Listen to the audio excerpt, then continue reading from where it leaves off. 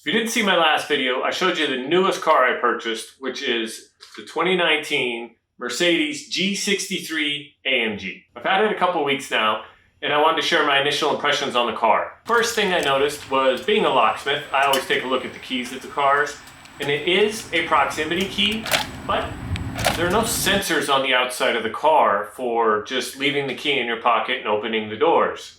You have to actually take your key out of your pocket and hit the lock and unlock buttons. I was told this is due to the fact of the latching system on the doors, and they wanted to keep that iconic style of latch. So instead of giving that up and having the proximity functions work, they gave up the proximity functions of the unlocking and locking the door with your key in your pocket to keep that iconic look and sound. Speaking of the doors, they're quickly becoming one of my favorite parts of this car.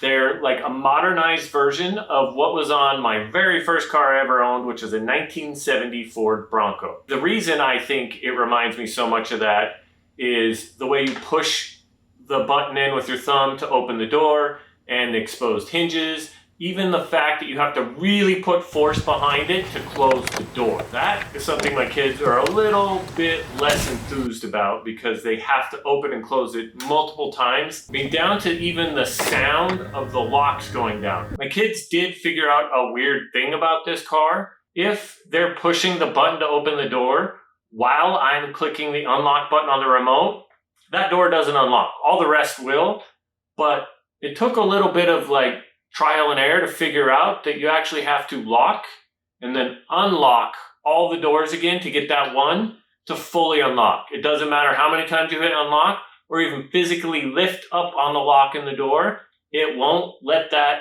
door open or unlock fully until you hit lock and unlock. So the outside of the G Wagon has, like I said, some really cool throwback styling, but just the right touches of modernization to make it be a better car without losing its soul. Some of the things that they kept that are just so iconic, and rightfully so in my opinion, were, like I said, the doors, the exposed hinges, the way the door handles work, the blinkers on top of the wheel wells, spare tire on the back with the cover, and the grille and the flatness and boxiness of the car overall. But they did upgrade some stuff that definitely needed it, which included expanding the wheelbase, widening the vehicle overall, and the exterior lighting, like the headlights, are significantly upgraded. Even the side blinkers, they removed them from being just screwed into the side of the car, incorporating them into the actual molding on the side of the car. They added very strategically added cameras,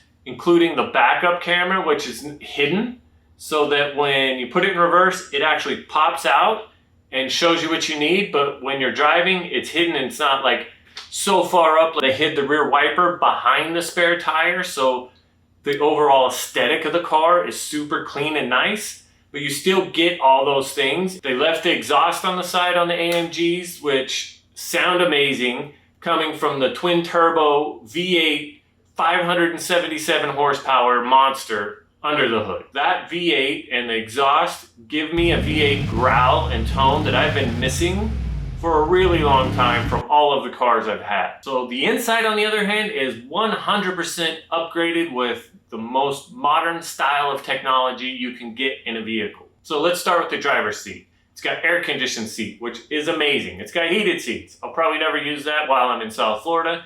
And it's got a wide array of different styles of massaging seats. I love the seating position. It's more truck-like, lets you see up above. There's no worry about that seating position making my head hit the ceiling, because there's more than enough headroom, and it just overall is a super comfortable feel. The screens on this are a significant upgrade from the previous ones, and it's amazing looking when you get in. It's one solid piece from the driver's displays and gauges across to the infotainment screen. Now they are split screens, but the glass is like one solid piece, and it looks really, really nice. So the customization on each of those individual screens is surprisingly a lot of different things. The gauges themselves have 3 different overall aesthetic looks, and depending on which one you pick, there are 2 different options on that screen that you can adjust what you see. Now that's not unheard of for other vehicles, but it is like a nice change to be able to have multiple options of what the actual gauges look like, and then to still be able to see whatever you want on the left or right.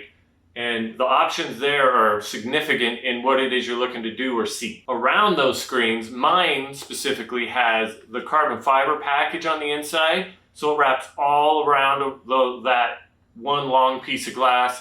The center is all full carbon. The doors have carbon. Even the little handle on the passenger seat has carbon. The steering wheel in this one gives me the feel of a sports car or a supercar, like maybe my McLaren or Lamborghinis previously, with all the carbon fiber and the shape and feel of that steering wheel. That also has way more buttons than I expected, and they have a really cool option on them.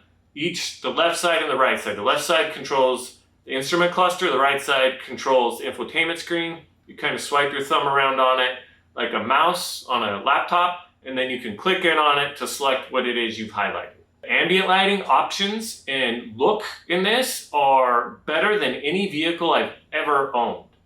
It has so many different, just standard one color across the car, or you can turn on the multicolor option, and there are like 7 or 8 different options of that, and it lets it flow kind of and change colors as you're driving. And at night especially, that gives you such a cool effect.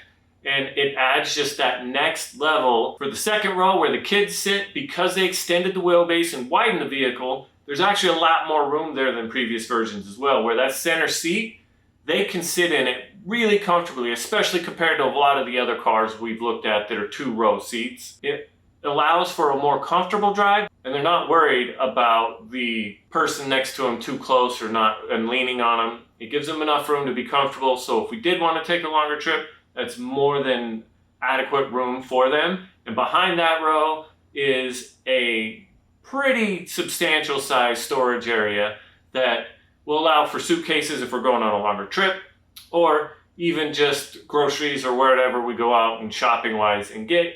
The door to get to that is a huge swing open door, which seems a little weird at first, but being as tall as I am, I hit my head on almost all those SUVs that let it open up. So I really appreciate the fact it opens. I think it was more to do with weight with the spare tire. But besides that, I really appreciate the way it opens. And then again, you get to slam that door and get that satisfying noise when you shut it. So as far as what I don't like necessarily, it's little things. I don't think the wheels and tires fit the style of vehicle this is. I want to go a little more off-road look to them to fit the overall, I think, aesthetics of the vehicle. I also want to add some exterior lighting, like off-road style lights, again, just to add to that look of what I want it to look like. And the hood seems just a little skinny. So there are a few different brands out there that fatten that up just a little bit to make it look beefier in the front and kind of match the box in the back. Another weird thing about this car is the reverse parking sensors almost seem as if they set them to be to the end of the bumper, not the end of the spare tire. So if you're just following that on-screen beeps, when it turns red and tells you to stop, your spare tire's already hitting the thing, which will cause you to dent the cover, which is probably how mine got dented.